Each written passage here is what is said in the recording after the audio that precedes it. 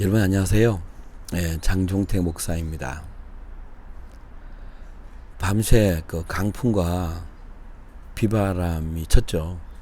저도 중간중간 깨었습니다. 아침에 일어나니까 온통 푸르른 나무 잎사귀에 빗방울이 가득하네요. 그리고 제 눈앞에 그 화분에 심겨진 식물도 이슬처럼 빗방울을 막 머금고 있습니다. 하늘을 이렇게 덮고 있는 아주 구름이 많고요. 그리고 바람은 너무 신선합니다. 어제 무더웠는데 오늘 날씨가 최적의 날씨인 것 같아요. 여러분에게 오늘 나눌 말씀은 시편 23편 말씀입니다. 아마 이 말씀은 크리스천들이 가장 사랑하는 성구이기도 할 거예요. 이렇게 되어 있죠. 여호와는 나의 목자시니 내게 부족함이 없으리로다. 그가 나를 푸른 풀밭에 누이시고 실만한 물가로 인도하시는도다. 내 영혼을 소생시키시고 자기 이름을 위하여 의의 길로 인도하시는도다. 내가 사망의 음침한 골짜기를 다닐지라도 해를 두려워하지 않을 것은 주께서 나와 함께 하심이라. 주의 지팡이와 막대기가 나를 안위하시나이다. 주께서 내 원수의 목전에서 상을 차려주시고 기름을 내 머리에 부으사 내 잔이 넘치나이다. 내 평생의 선하심과 인자하심이 반드시 나를 따르리니 내가 여호와의 집에서 영원히 살리로다. 제가 이렇게 영상으로 말씀을 나눌 때 말씀을 다 이렇게 여러분에게 읽어주잖아요. 근데 그런 분이 있더라고요. 눈동자를 보면 책을 읽는 것 같지 않은데 어떻게 그걸 다 이렇게 묻는 분들이 계세요. 저 다 외웁니다. 사실 영상을 찍을 때 영상을 보시는 분들에 대한 저의 예의라고 생각을 저는 했습니다. 그래서 이 영상을 찍을 때 제게도 좋은 것이 뭐냐면 말씀을 다 암송하게 만드는 것. 그리고 저는 이제 이 말씀을 암송하고 난 다음에 계속 묵상을 합니다. 이게 계속 중얼거려야 되거든요. 그렇지 않으면 조사한 자가 틀리게 되고요.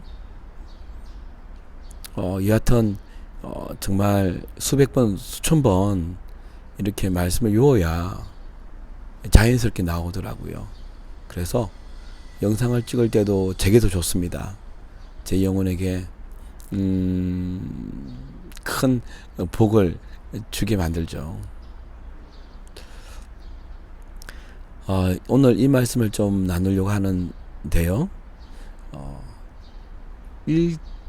여기 보면 여호와는 나의 목자시니 내게 부족함이 없으리로다. 그가 나를 푸른 풀밭에 누이시고 실만한 물가로 인도하시는도다. 참 이 부분이 좋지 않습니까? 우리가 진짜 원하는, 그쵸? 우리가 누리고 싶고 있고 싶어하는 곳, 풍요한 것, 부족함이 없는 것. 그런데 4절에 가면 사망의 음침한 골짜기를 다닌다 라는 1, 2절과는 완전히 다른 상황과 환경이 주어지는 것이죠. 생각해 보셨습니까, 여러분? 부족함이 없는 곳, 그런데 곧 죽음과 같이 고통스러운 곳. 근데 여러분, 이 성경을 보면 절대적 진리는 달라지지 않았더라고요. 무슨 말이냐면 푸른 풀밭 실만한 물가 그곳에서도 주님이 계셨고 목자 대신 주님이 계셨고 사망의 음침한 골짜기를 다닐 때도 주님이 함께 계셨더라고요. 푸른 풀밭에 그 부족함 없게 만드시는 목자, 사망의 음침한 골짜기에서도 지팡이와 막대기로 지켜주시는, 그리고 함께 해주시는 목자. 코로나 사태가 지금 많은 분들이, 전문가들이 오래 갈 것이다 그래요. 한 석 달, 넉 달은 사실 어떻게든 견뎠는데 그것이 1년이 간다면 와, 상상만 해도 진짜 쉽지가 않죠. 뭐 파탄이죠. 파산이고요. 제가 이 말씀을 묵상하면서 코로나 이 바이러스가 생기기 전에는 참 어쩌면 푸른 풀밭에 잔잔한 실 많은 물가, quiet water라고 되어 있더라고요. NIV 성경에는 그게 있었던 것 같아요. 사역도 많았고요. 그로 인해 뭐 사례비가 들어오니까 물질적인 불편함은 그리 뭐 크지 않았고요. 그리고 늘 감사하는 그런 즐거운, 내 영혼이 늘 살아있는 듯한 그런 삶을 살았죠. 그런데 지금은 앞이 보이지 않는, 여러분 광야를 저는 가보지는 않았지만 이스라엘의 그 역사적 상황과 그리고 시대적 상황, 지리적인 부분들을 공부하면서 광야가 진짜 무섭다, 무서운 곳이구나 하는 것을 공부를 했거든요. 지금 사실은 저도 뭐 광야 안에 있는 것 같아요. 죽음의 계곡으로 치닫고 있는 느낌? 그런데 제가 이 말씀을 묵상하면서 마음의 평안을 얻는 것은, 그리고 제 자신에게 계속 고백하는 것은 여전히 주님이 함께 하신다는 것, 그것을 잊지 않으려고 합니다. 여러분, 우리 이런 말 하지 않습니까? 살면서 돌아보니 은혜였다, 돌아보니 은혜였다. 그러면서 많은 분들이 공감을 하세요. 아멘, 아멘. 네. 그런데 돌아보니 은혜였다는 말을 제 자신을 이렇게 삶을 비추어 봐도 그렇고 객관적으로 이렇게 많은 분들의 삶을 들었을 때 이런 의미 같아요. 돌아보니 은혜였다는 말이, 하나님을 믿고 살다가 어느 한 날 나락으로 떨어지죠. 인생이 벼랑 끝에 몰렸다가, 그리고 벼랑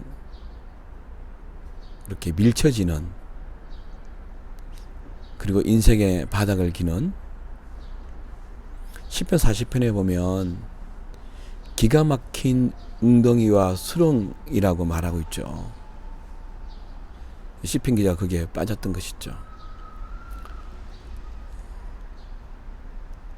죽음을 생각하게 만드는 그런 상황들요. 그때 우리는 푸른 초장과 실만한 물가로 인도하셨던 예수를 기억하고 그렇게 기도를 합니다. 나를 끌어내달라고, 살려달라고, 구원의 손을 우리에게 내밀어 달라고. 그런데 주님은 묵묵부답이시죠. 사태는 날로 악화되고 모든 환경이 다 막혀버리고 그러면서 이제 하나님의 예수님의 그 도우심을 구하다가 너무 힘드니까 주님 어떻게 내게 이럴 수가 있나요? 당신 살아있는 거 맞습니까? 내가 죽음의 문턱에까지 왔는데 나를 이렇게 내버려 두실 것입니까?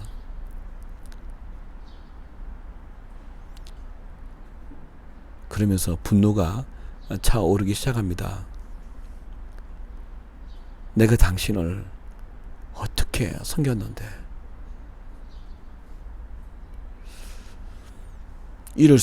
내게 이럴 수가 있냐고. 그러면서 그 분노가 주님에 대한 배신감까지 가게 되는 거죠. 그러면서 우리는 목자신 예수님께 협박도 합니다. 이런 예수라면 난 믿지 않지. 당신이 떠날 거라고. 극한의 상황에 우리가 나아갔을 때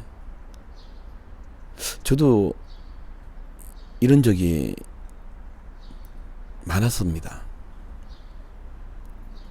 그렇게 열심으로 신앙생활을 했는데 상황이 이렇게 좋아지니까 고난이 깊어지니까 내 안에 분노가 하나님에 대한 분노가 예수님에 대한 나를 사랑한다는 그리고 기도하면 이루어 주신다고 들어주신다고 반응해 주신다고 했던 그분이 꼼짝달싹하지 않을 때 죽음은 나를 덮게 집어삼키려 하는데 그런 마음이 들더라고. 인간이니까요. 그런데 어쨌든 우리가 이런 상황과 환경 속에서도 주님과의 이 관계가 끊어지지 않고 어쨌든 교회 안에서 교회를 떠나지 않고 남았고 시간이 흐르면서 그 상황들이 이제 수위가 낮아지고 어려움의 수위가 낮아지고 어쨌든 뭐 잘 넘겼을 때 이제 돌아보니까 이제서야 여유가 생겨서 하나님이 이러려고 그러셨구나 인정하게 될 때 우리는 이제 돌아보니 은혜였구나. 그때 하나님께서 이런 의미를 가지고 계셨구나. 부여하셨구나. 이렇게 말할 수가 있는 것. 그죠? 그래서 돌아보니 내 인생이 은혜였구나 고백하잖아요. 그런데 오늘 말씀을 보면 그 죽음의 계곡을 지나오고 난 다음에 돌아보니 은혜였구나라는 이런 고백보다 이 말씀은 어떤 것을 원하냐면 내가 사망의 음침한 골짜기를 다닐지라도 해를 두려워하지 않을 것은 주가 나와 함께 하심이라 했던 이 말씀이 돌아보니 은혜가 아니라 그 죽음과 같은 상황에서도 주가 함께 하셨다는 것이죠. 그래서 그 안에서도, 죽음 안에서도 하나님에 대한 우리의 신실함을 표현해야 되는구나 하는 것을 생각하게 되었습니다. 그래서 이 말씀이 제게 제 인생의 가장 힘든 죽음, 사망의 엄청난 궤곡에 제가 있었거든요. 그때 이 말씀을 이를 악물고 외우면서 이 말씀을 따르기로 작정했었어요. 그래서 입 밖에 어떠한 그 하나님에 대한 불신앙을 신뢰하지 못하는 말들을 꺼내지 않았던 적이 있어요. 그랬더니 내 안에 그 태풍의 눈이라 그러잖아요, 여러분. 뭐 회오리 같은 뭐 토네이도. 근데 그 안에는 잠잠하고 조용하거든요. 제가 그 평안을 누린 적이 있습니다. 그래서 지금 코로나 사태로 그리고 또 인생에 가장 힘든 상황을 사시는 여러분들이 있다면 풍족하고 그리고 우리 인생에 부족함이 없을 때도 주님이 우리를 인도하셨지만 죽음의 계곡 안에서도 여전히 함께 하심을 잊지 말았으면 좋겠습니다. 만약에 우리가 좋았을 때 하나님을 찬양하고 고백했는데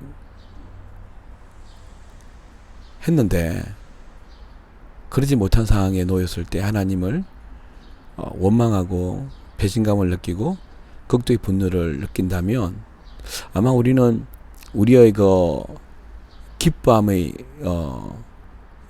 동기가 목자가 아니라 목자를 통해서 받았던 누렸던 것들이 될 수가 있겠구나 하는 생각을 갖게 됩니다.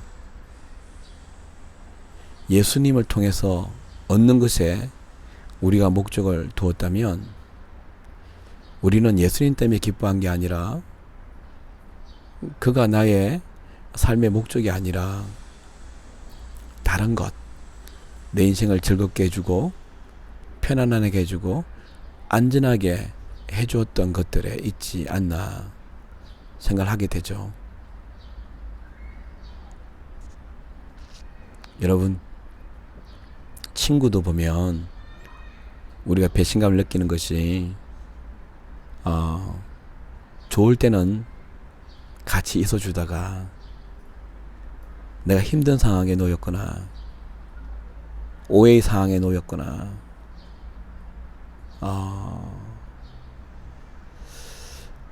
가장 극한 상황에 놓였을 때 떠나가 버리는, 아는 척하지 않는 친구가 있었을 때는 우린 그렇게 생각했죠. 이 친구가 내 존재가 목적이 아니었구나. 내가 가지고 있는 것, 거기에 관심이 있었구나. 그렇게 생각할 거 아닙니까? 우리가 오늘 주님께 아닙니다, 주님. 주님 그 자체가 나의 목적이었습니다. 주와 함께 계셨기 때문에 내가 하나님께 감사하고 고마워하고 찬양을 드렸습니다 라고 고백했다면 지금 가장 힘든 상황 속에서도 그 하나님을 예배하는, 감사하고 찬양하는 우리가 된다면 앞서 말씀하신 것처럼 우리를 다시 소생시킬 것입니다. 그 밑에 우리 4절 밑에 내가 사망의 음침한 골짜기를 다닐지라도 해를 두려워하지 않을 것은 주가 나와 함께 하심이라. 주의 지팡이와 막대기가 나를 안위하시나이다. 그 다음 구절이 주께서 원수의 목전에서 상을 차려주시고 어쨌든 나를 무너뜨리려고 덤볐던 그 영적 나쁜 영들, 그리고 장애물 사람들 앞에서 상을 베풀어 주시고, 그리고 기름을 내 머리에 부으셨으니 내 잔이 넘치나이다. 물론 이것이 어떻게 맞게 맞춰질지는 모르지만 기름 부으심 있잖아요. 그 시편 그 이사야 61장 1절 이하로 주 여호와의 영이 내게 임하였으니 이는 내게 기름을 부어사 가난한 자들에게 하나님의 아름다운 덕을 선포하기 위해서 기름 부으셨다. 그리고 베드로전서 2장 9절에도 그러나 너희는 택하신 족속이요 왕 같은 제사장이요 거룩한 나라요 그의 소유된 백성이니 이는 너희를 어두운 데서 끌어내어 그의 기이한 빛에 들어가게 하신 하나님의 아름다운 덕을 선포하기 위해서라고 말씀하셨잖아요. 기름 부으신 이유가 그쵸? 왕 같은 제사장은 기름 부음을 받은 사람이거든요. 우리가 이 사망의 계곡에서 건져냄을 당하고 난 다음에 하나님이 어떻게 일하셨는지 나를 기름 부으셨으니 그 기름 부으신 이유를 구체적으로 이야기할 수 있는 승리의 하나님의 일하심을 드러내는 것. 네. 그래서 이번 여러분들이 어려움을 겪고 여러분이 놓여있는 그 기가 막힌 웅덩이와 수렁 속에서 하나님이 이 복자이신 예수께서 함께 하심을 믿고 잘 견뎌내고 이겨내어서 그 아름다운 소식을 전해주시기 바랍니다. 그래야 된다면 제 안에도 그런 마음이 있거든요. 코로나가 있든 없든 간에 주의 선하심과 인자하심이 반드시 나를 따른다 그랬습니다. 그래서 나는 영원히 여호와의 집에 살 것이라. 오늘도 여러분 직장이나 가정이나 사람을 만나는 어느 때 지하철, 버스 안에서도 말씀을 암송하시고 그 말씀을 묵상하시고 주님이 거하시는 그 여호와의 전에 사시는 귀한 하루가 되기를 바랍니다. 여러분, 신앙은 결코 글에 있지 않습니다. 신앙은 우리의 삶으로 증명이 되어야 되는 것이죠. 그래서 신앙은 현실이고요. 여러분, 저도 오늘 그렇게 살아보려고 합니다. 승리하시고요. 날씨가 너무 좋습니다. 우리는 그 주님 때문에 부족함이 없는 하루가 누려지는 은혜가 있길 바라고, 저도 상황과 환경은 여전히 변하지 않고 힘들지만 그리 살아내겠습니다. 여러분, 승리하십시오. 샬롬을 전합니다.